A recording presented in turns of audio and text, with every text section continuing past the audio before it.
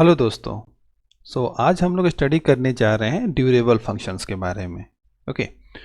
पिछले वीडियो में हमने एज्योर फंक्शंस के बारे में देखा कि एज्योर फंक्शन क्या होता है वो और कैसे बनाया जाता है। माइक्रोसॉफ्ट जो है एक और दूसरे तरह का फंक्शन, ये जो ड्यूरेबल फंक्शन होता है, ठीक है, ये ऑफर करता है। तो आखिर ऐसा क्या है ड्यूरेबल फंक्शन में जो कि हम एज्योर फंक्शन में नहीं कर सकते थे। ओके। ड्यूरेबल, ओके, सबसे पहले तो ये देखिए कि जैसे कि मान लिया जाए कि हमारा एज्योर फंक्शन है, तो एज्योर फंक्शंस का क्या है कि कुछ लिमिटेशंस हैं। ओके। जैसे कि वो लॉन्ग रनिंग टास्क को नहीं परफॉर्म कर सकता। ओके। तो जब हमें कुछ लॉन्ग रनिंग टास्क परफॉर्म करना होता है तो हम ड्यूरेबल फंक्शन यूज़ करते हैं। ओके। इसके अलावा और भी बहुत सारे डिफरेंसेस हैं, वो अभी हम स्टडी करेंगे। तो सबसे पहले तो हम ये जाने कि ड्यूरेबल फंक्शन है क्या। तो ड्यूरेबल फंक्शन एज्योर फंक्शंस का ही एक एक्सटेंडेड वर्जन हम कह सकते हैं, जो कि स्टेटफुल है। ओके। आपका एज्योर फंक्शन स्टेटलेस होता है लेकिन ये स्टेटफुल है। सबसे बिग डिफरेंस ये है इसका। ओके। और इसमें क्या होता है कि इसमें आपका एक ऑर्केस्ट्रेटर फंक्शन होता है और एक आपका एंटिटी फंक्शन होता है। ओके। तो यहाँ पर हम डिफरेंट डिफरेंट पैटर्न्स फॉलो करते हैं और different different patterns according to requirement हम इम्प्लीमेंट करते हैं। तो क्या क्या पैटर्न होते हैं, क्या डिफरेंसेस होता है, उसको हम स्टडी करते हैं। तो सबसे पहले चलिए हम ये स्टडी करते हैं कि ये दोनों में डिफरेंस क्या है। ओके। तो इसका कुछ डिफरेंस मैंने स्लाइड में बना रखा है। इसको जरा मैं बड़ा करता हूँ, उसके बाद में स्टडी करते हैं हम लोग। ओके। ड्यूरेबल फंक्शन और एज्योर फंक्शन में क्या डिफरेंसेस हैं। तो सबसे पहला तो डिफरेंस ये है कि ये azure durable function extended version है एज्योर फंक्शन का, जबकि एज्योर फंक्शन जो है यह क्या है, तो एक एज्योर सर्विस है जो कि कोई भी आप मतलब आप कोड को रन करना चाहते हैं, ठीक है, एज अ फंक्शन के फॉर्म में, तो आप यहाँ पर यूज़ कर सकते हैं। दूसरा डिफरेंस क्या है कि एज्योर ड्यूरेबल फंक्शन ये कॉम्प्लेक्स टास्क के लिए होता है। ओके। जबकि आपका ये एज्योर फंक्शन होता है सिंपल टास्क के लिए होता है। तो जहाँ पे कॉम्प्लेक्सिटी होगी, मतलब मल्टीपल फंक्शंस इन्वॉल्व होंगे और प्लस में टाइम टेकन वाले जॉब्स हमें रन कराने होंगे, तो उस जगह पे हम ड्यूरेबल फंक्शंस यूज़ करेंगे। ओके। इसके बाद अभी जो जस्ट हमने डिस्कस किया था कि लॉन्ग रनिंग एक्टिविटीज़ के लिए ये गुड चॉइस होता है। मान लीजिए कोई ऐसा हम एक्टिविटी कर रहे हैं जो कि लंबे टाइम तक के लिए एग्जीक्यूट होगा, बहुत ज़्यादा डेटा है, कुछ डेटा वेयर हाउस या समथिंग, कुछ डेटा पे हम लोग कुछ फंक्शंस रन करा रहे हैं, तो उस समय ये जो है हम ड्यूरेबल फंक्शन यूज़ करेंगे। जबकि एज्योर फंक्शन आपका जस्ट लाइक ये रियल टाइम बेसिस पे हम इसको यूज़ कर सकते हैं, इवेंट ड्रिवन बेसिस पे यूज़ कर सकते हैं। ओके। कोई इवेंट हुआ, वो एग्जीक्यूट होकर उसने रिजल्ट दे दिया। ओके। इसके बाद में अभी देखें कि हाँ, लॉन्ग रनिंग एग्जीक्यूशन टाइम भी किसी का अगर ज़्यादा है, एग्जीक्यूशन टाइम आपका ड्यूरेबल फंक्शन का ज़्यादा होता है as compare to Azure function का, जबकि एज्योर फंक्शन का कम होता है ड्यूरेबल फंक्शन से। ओके। इसमें एक देखिए, एक ये नोट करने वाला पॉइंट है कि जो मैक्सिमम एग्जीक्यूशन टाइम आउट होता है ड्यूरेबल फंक्शन का, ये अप टू 7 डेज का होता है, जबकि एज्योर फंक्शन का मैक्सिमम टाइम आउट जो होता है ना, ये 10 मिनट्स का ही होता है। अगर इससे ज़्यादा होगा, एक जगह कहीं मैंने 30 मिनट्स भी देखा था, बट श्योर नहीं हूँ क्योंकि उस तरह का फंक्शन रन करा करके ही हम देख सकते हैं। ओके। बट ये है कि ये कोई आपका ज़्यादा टाइम तक रन नहीं करेगा। अगर आप कोई बैकअप का या समथिंग, कुछ डेटा मॉडलिंग का कुछ आप काम कर रहे हैं और उस समय पे आप एज्योर फंक्शन इंप्लीमेंट करना चाहते हैं, तो ये बेटर चॉइस नहीं होगा क्योंकि यह टाइम आउट हो जाएगा। ओके। इसके बाद ड्यूरेबल फंक्शन जो है ये ऑर्केस्ट्रेशन को सपोर्ट करता है। ओके। जबकि ये चेनिंग को सपोर्ट करता है। तो ऑर्केस्ट्रेशन क्या होता है, ये जब हम ऑर्केस्ट्रेटर बनाएंगे उसमें डिटेल पढ़ेंगे कि ऑर्केस्ट्रेशन होता क्या है, ठीक है, कैसे ये इसको हैंडल करता है। इसके बाद इसमें एक है कि ये स्टेटफुल होता है, ये स्टेटलेस होता है, ये मैंने शुरुआत में ही बताया था। और एक और चीज़ है कि ड्यूरेबल फंक्शन जो है आपका एज्योर क्लाउड पे रन करेगा, लोकली नहीं, बट एज्योर फंक्शन लोकली भी आप रन कर सकते हैं। ओके, और ड्यूरेबल फंक्शन का जो ये लास्ट जो डिफरेंस है कि यह जो है serverless workflow task. Okay, just like कि आप लॉजिक एप्स यूज करते हैं तो लॉजिक ऐप में भी आप वर्कफ्लो बनाते हैं। ओके, तो यहाँ पर भी वर्कफ्लो बनता है। वर्कफ्लो मतलब एक फंक्शन परफॉर्म हुआ, दूसरा परफॉर्म हुआ, तीसरा परफॉर्म हुआ, तो आप पूरा एक वर्कफ्लो बना सकते हैं। ओके, जबकि इसमें क्या होता है कि ये आपका ये कंप्यूट टास्क, कोई एक कंप्यूटेशन करना है, आप वो टास्क परफॉर्म कीजिए, काम खत्म। ओके, तो ये डिफरेंस है ड्यूरेबल फंक्शन और एज्योर फंक्शंस का। ओके, तो आशा है आपको ये समझ में आया होगा कि आखिर हम क्यों ड्यूरेबल फंक्शन यूज कर रहे हैं और कब हम एज्योर फंक्शन यूज करेंगे। ओके, चलिए अब हम फिर से चलते हैं अपने पेज पे, क्योंकि माइक्रोसॉफ्ट का जो डॉक्यूमेंटेशन है इसमें इस तरह से डिफरेंस नहीं मिला था, इसलिए मैंने इसको अलग से आपको शो किया। तो अब देखिए, सपोर्टेड लैंग्वेज तो जो भी .NET की है वो सारी आपको यहाँ पे लिस्ट आउट हो जाएंगी। अब मेन हम लोग को डिस्कस करना है एप्लीकेशंस पैटर्न पे, कि किन किन तरह के पैटर्न्स अवेलेबल होते हैं या किन किन तरह के पैटर्न्स अवेलेबल है ड्यूरेबल फंक्शन के लिए। तो सबसे पहला जो पैटर्न आप देख रहे हैं फंक्शन चेनिंग का। ओके, तो फंक्शन चेनिंग ये सिंपल डिफरेंस है कि सिंपल आप समझ सकते हैं इसको कि फंक्शंस की चेनिंग करना। ओके, और इसका थ्योरी पढ़ने से बेटर हम इस क्या कहते हैं इस इमेज से समझते हैं कि एक फंक्शन है, ये फंक्शन, इस फंक्शन का काम खत्म हुआ, इसने जो भी रिजल्ट दिया उस रिजल्ट के बाद में दूसरा फंक्शन परफॉर्म हुआ, इसने जो रिजल्ट दिया उसको लेकर के तीसरा फंक्शन परफॉर्म हुआ, उसने जो रिजल्ट दिया उससे चौथा फंक्शन परफॉर्म हुआ, मतलब फंक्शंस की एक कंप्लीट चेनिंग हो गई। तो अब कहीं अगर ऐसा हमें यूज़ करना हो, ठीक है, कि जहाँ पर एक के बाद एक फंक्शन एग्जीक्यूट कराने हो, तो वहाँ पे हम फंक्शन चेनिंग मॉडल का यूज़ कर सकते हैं। ओके, अब देखिए, और अब ये स्टेटफुल है, स्टेटलेस है नहीं, तो अब स्टेटफुल है तो आप सारा कुछ इसमें मैनेज कर सकते हैं कि हमें एरर हैंडलिंग करनी है तो ट्राई कैच फाइनली ब्लॉक लगा करके आप कर सकते हैं। ओके, अब देखिए ये छोटा सा कोड दिया हुआ है जो फंक्शन चेनिंग को समझने के लिए। तो इसमें आप देख सकते हैं कि ये डिफरेंट फंक्शंस कॉल हो रहे हैं, F1 F2 F3 F4।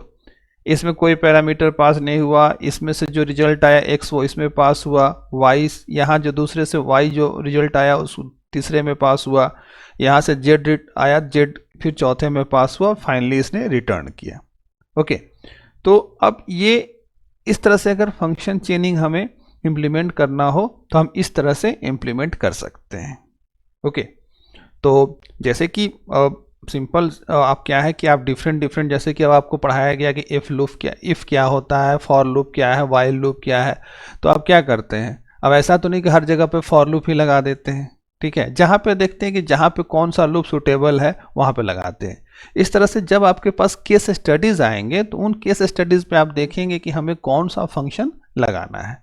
Okay, तो कौन सा पैटर्न लगाना है, तो जब इस तरह की केस स्टडी आएगी तो आप फंक्शन चेनिंग लगाएंगे। ओके, इसका नेक्स्ट पैटर्न है फैन आउट फैन इन।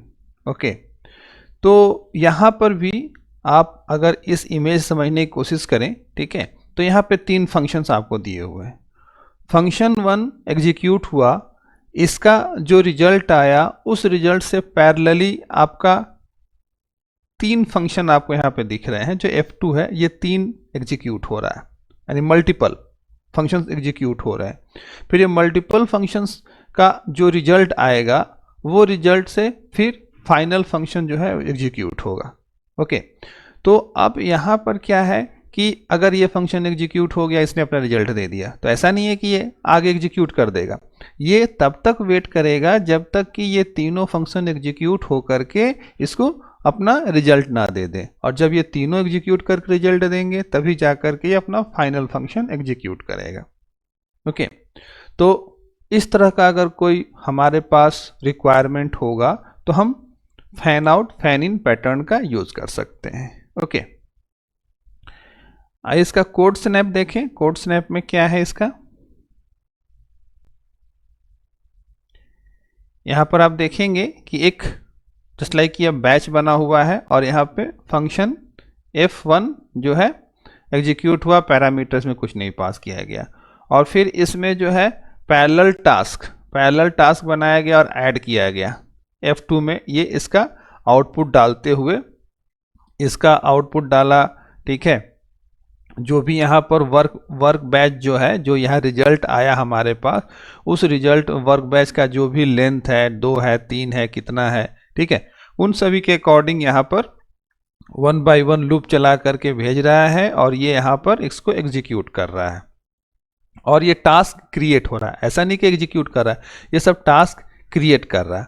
और क्रिएट करने के बाद जब ये पैरेलल टास्क में ऐड कर दे रहा है, ऐड किया और ऐड करने के बाद तब जा करके आप देखिए await task when all parallel task लगाया है। दैट मीन्स कि पहले इसने एक फंक्शन से जो भी रिजल्ट आया उस रिजल्ट से इसने मल्टीपल फंक्शंस क्रिएट किए, पैरेलल फंक्शंस क्रिएट किए, फिर उसके बाद में उसने उसको एग्जीक्यूट कराया और वहाँ से जो एग्जीक्यूट हुआ उससे अब जो टोटल आया रिजल्ट, उस रिजल्ट को लेकर के फिर इसने थर्ड फंक्शंस को एग्जीक्यूट किया। ओके, तो इस तरह के अगर कोई मल्टीपल कैलकुलेशन का, सपोज कीजिए कि आपके पास, हम सिंपल एग्जांपल लेते हैं कि कोई एक मैथ का ही है जिसमें कि आप कोई डेटा आपने लिया, उस डेटा को लेकर के आपने डेटा फैच किया तो एक फंक्शन काम किया, फिर उस डेटा को आपने मल्टीपल क्या कह सकते हैं, मैथमेटिकल इक्वेशंस में आपने भेजा, उनमें वो एग्जीक्यूट हुआ, ठीक है। और यहाँ पर ये नहीं, यहाँ पर सेम ही मेथड है, ठीक है, लेकिन वो जो डेटा मिला उस डेटा हो सकता है कि 4 डेटा मिला आपको, चारों डेटा को आपने उसमें 1 बाय 1 एग्जीक्यूट किया, चारों को पैरेलली, वहाँ से जो रिजल्ट आया उस रिजल्ट को आपने वहाँ पे फाइनल फंक्शन में भेजा। ओके, तो इस तरह का कैलकुलेशन जब करना हो, इस तरह का हमें ऑपरेशन जब करना हो तो हम फैन इन फैन आउट का यूज़ कर सकते हैं, फैन आउट फैन इन का यूज़ कर सकते हैं। ओके, अब देखिए तीसरा पैटर्न हमारा है एसिंक HTTP APIs का। तो एसिंक HTTP के बारे में, एसिंक कॉल जो हमारा .NET में यूज़ होता है उसके बारे में आपको पता ही है कि इसमें क्या होता है कि एक फंक्शन स्टार्ट हुआ, इसने स्टार्ट किया, ट्रिगरिंग पॉइंट ये है, ठीक है, ये फंक्शन का ट्रिगरिंग पॉइंट, इसने ट्रिगर किया, उसके बाद एक कोई प्रोसेस है वो डू वर्क, वो प्रोसेस चला, वो चलता रहेगा। ओके, वो चलता रहेगा और वो अपना जब तक ये जैसे कि लॉन्ग रनिंग टास्क है, तो लॉन्ग रनिंग टास्क है तो ये चलता रहेगा और ये तब तक चलता रहेगा जब तक कि ये कंप्लीट नहीं हो जाता। और बीच में जो है आपका एक ये गेट स्टेटस जो फंक्शन है, ये फंक्शन बीच में जो है आपका चेक करता रहेगा स्टेटस की क्या कहते हैं कि आपका टास्क कंप्लीट हुआ या नहीं हुआ। तो हो सकता है कि मान लिया कोई टास्क आपका 5 डेज 6 डेज या 1 डे का ही है, तो 1 डे का है तो आपने स्टार्ट तो कर दिया, स्टार्ट करने के बाद अब क्या है कि वो बार बार उसको एग्जीक्यूट कर रहा है, बार बार उसको एग्जीक्यूट कर रहा है, ठीक है। और बीच में जो आपका थर्ड फंक्शन जो है वो आपका ये चेक कर रहा है कि इसका स्टेटस कंप्लीट हुआ कि नहीं हुआ, और जैसे ही स्टेटस कंप्लीट होगा आपका ये फंक्शन परफॉर्म हो जाएगा। ओके, तो ये लॉन्ग रनिंग टास्क के लिए हम एसिंक HTTP APIs का यूज कर सकते हैं। अब उसके बाद इसमें कोई ऐसा कोई बस सिंपल इसने कॉल का दिया हुआ है, इसलिए इसको अभी स्किप करते हैं, आगे चलते हैं। एक ये है मॉनिटर, चौथा पैटर्न जो है। तो मॉनिटर पैटर्न क्या होता है कि जस्ट लाइक कि ये पैटर्न जैसे फ्लेक्सिबल और जो रेकरिंग प्रोसेस आपका एक वर्कफ्लो में है जो कि बार बार उसी टास्क को परफॉर्म करना है। ओके, सो जस्ट लाइक कि इसमें एक एग्जांपल भी दिया हुआ है कि polling until specific conditions are met.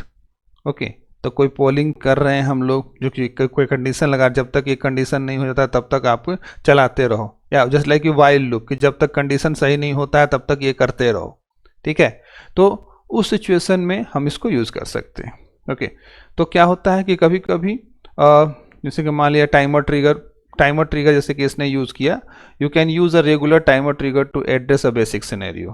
Okay, just like कि मान लिया जाए कि हम इसको अगर अवॉइड करना चाहते हैं, मॉनिटर को नहीं यूज़ करके टाइमर ट्रिगर, तो वही बार बार ट्रिगर करके हम ये चेक कर सकते हैं कि ये फंक्शन कंप्लीट हो रहा है कि नहीं हो रहा है, ये कंडीशन मेट कर रहा है कि नहीं कर रहा है। तो उसकी जगह पे ये कह रहा है कि हम मॉनिटर को यूज़ कर लें, ठीक है, मॉनिटर पैटर्न को। तो इससे क्या होगा कि हम बार बार क्या कर सकते हैं कि जब तक कि वो कंडीशन मैच नहीं करता है तब तक वो हमारा रन करता रहेगा। ओके, सो एक ये हमारा मॉनिटर पैटर्न है। आप यहाँ पे देख रहे होंगे कि ये मॉनिटर जॉब का एक सैम्पल कोड दिया है। इस सैम्पल कोड में सबसे पहले हम देख सकते हैं कि गेट इनपुट से करके इसने जॉब आईडी उठाई। इसके बाद में ये पॉलिंग इंटरवल में गेट पॉलिंग इंटरवल जो भी है, जैसे जहाँ भी स्टोर किया हुआ है ये कितने इंटरवल पे उठाना है, इसने इसे उठाया। इसके बाद इसने एक्सपायरी टाइम सेट की कि कितनी एक्सपायरी टाइम होनी चाहिए।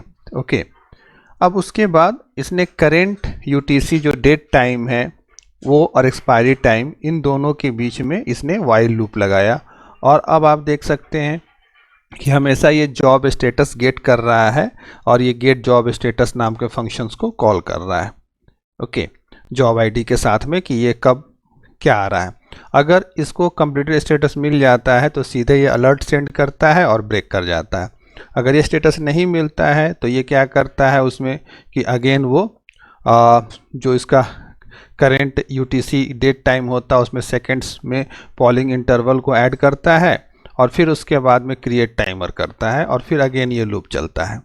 ओके, ये इस तरह से लूप चलता रहता है। तो यहाँ पे हमने देखा कि जब स्टेटस कंप्लीट हो जाएगा तब ये अलर्ट सेंड करेगा कि स्टेटस ये आपका जॉब कंप्लीट हो गया। तो ये एक तरह से मॉनिटरिंग कर रहा है हमेशा, इसीलिए इसको मॉनिटर कहा गया। ओके, तो ये हमारा कंप्लीट हुआ मॉनिटर का।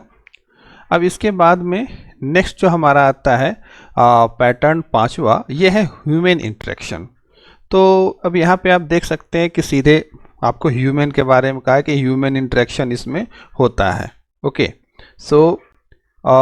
इसमें आप देखेंगे जैसे कि मान लिया जाए कि कोई रिक्वेस्ट आपने जैसे कि मान लिया सपोज कीजिए कि होता क्या है कि डिपार्टमेंट्स में अप्रूवल के लिए बहुत सारे रिक्वेस्ट रेज किए जाते हैं और वो जो है मैनेजर होता है या जो भी कंसर्न अथॉरिटी होती है उसके पास अप्रूव करने के लिए जाता है।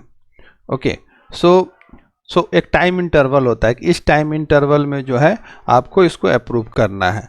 अगर वो 24 आवर्स में अप्रूव नहीं करता है तो उस केस में क्या होता है कि वो 24 आवर्स या जो भी है 72 आवर्स जो भी जितना भी टाइम सेट किया जाए उतने में अगर वो अप्रूव नहीं करता है तो उस केस में ये एस्केलेट होता है और ये नेक्स्ट लेवल पे चला जाता है अप्रूवल के लिए।